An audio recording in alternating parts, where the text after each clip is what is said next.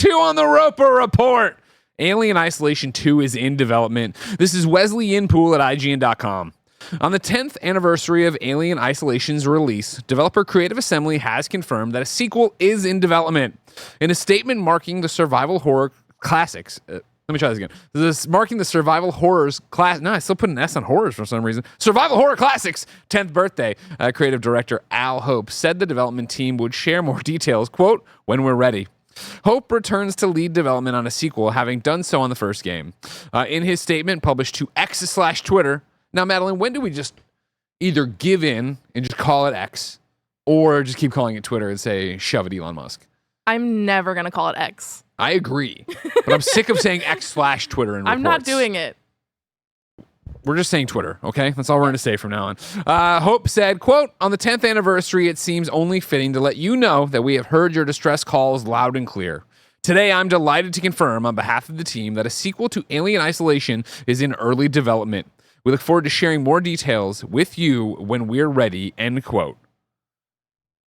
10 years later to say we're working on it, Madeline.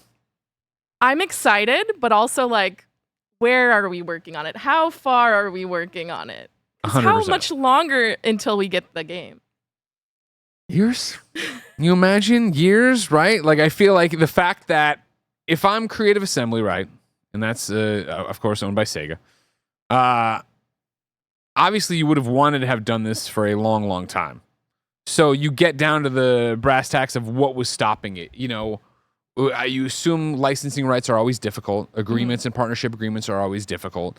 And so Alien Isolation, while regarded as a survival horror classic now, I remember being polarizing when it launched. It was one of those that, oh, it's got a lot of great ideas, but all of a sudden it's too, well, first off, it's too long. Then all of a sudden you're introduced to having a gun in the second or third half of the game or whatever, or second or third act, I should say, of the game. People hated that.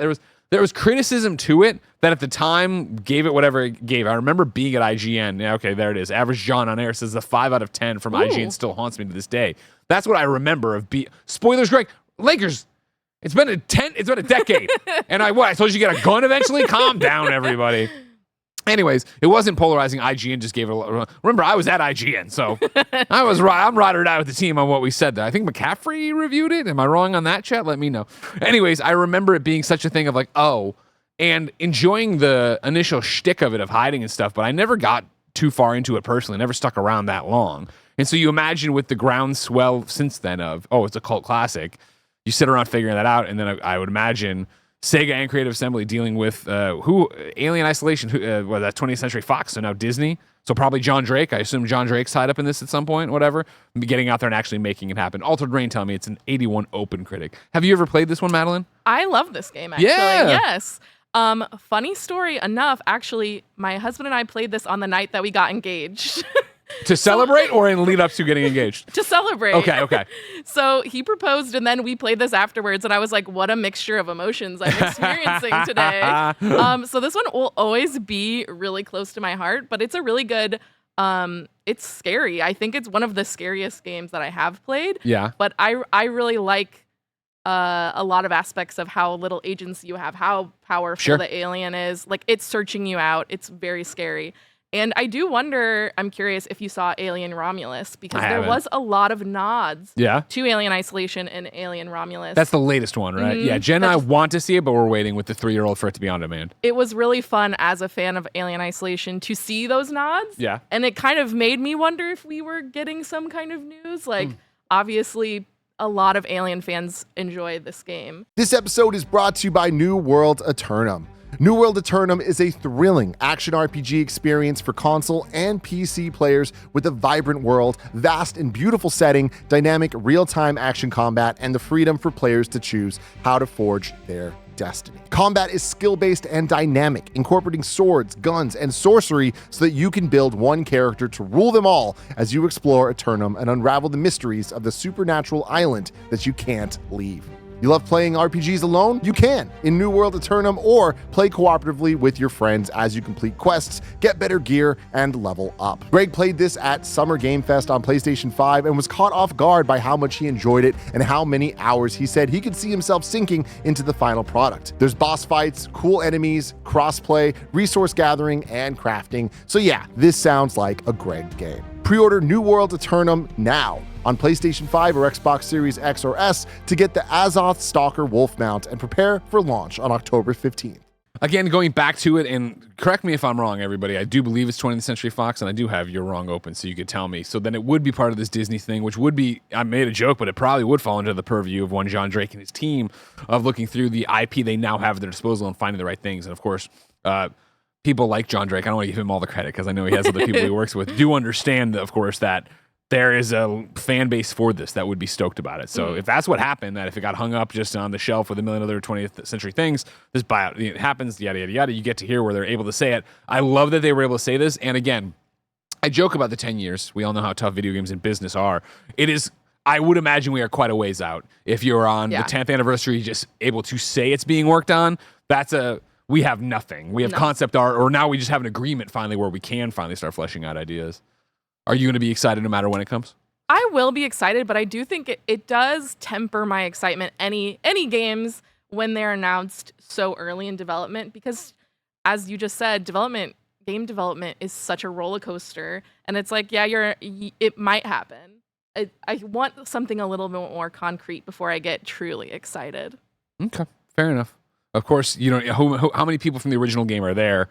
Not that it really matters either, right? Because of course they're the ones who are going to say, "Okay, we're here because of this. We want to work on this because of it."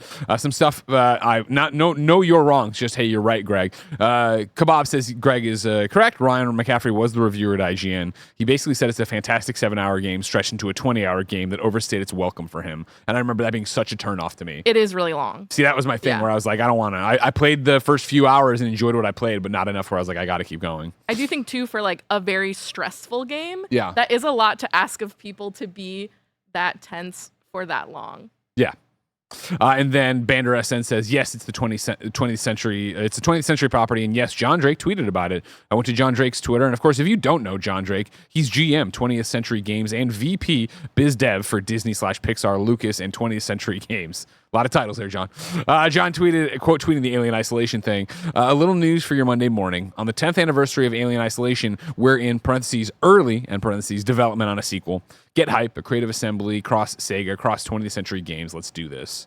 So again, you bring in somebody like John Drake, who knows what the gamers want, and he's going to make things like this happen. Will he ever help make a small Watto game happen? Probably not. If enough gamers ask for it, maybe.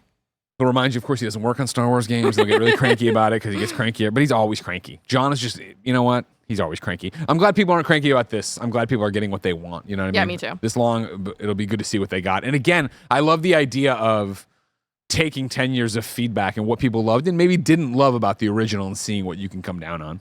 Well, the thing that I'm most curious about, obviously we still have a few years, but the thing that I remember most about Alien Isolation was, one, the design of it was gorgeous, like the retro 80s aesthetic, modern that Alien is known for, but also the AI of the alien itself was like incredibly smart. Yeah. And if you hid in the same like locker too many times, it would go straight there and find you. Nice. So you had to adapt your gameplay to kind of combat that, and having such a smart AI was very scary. And I'm curious, like, are they going to develop more on that? Like, how much smarter is it 10 years later? Yeah. What different things can the alien do to really get inside your head?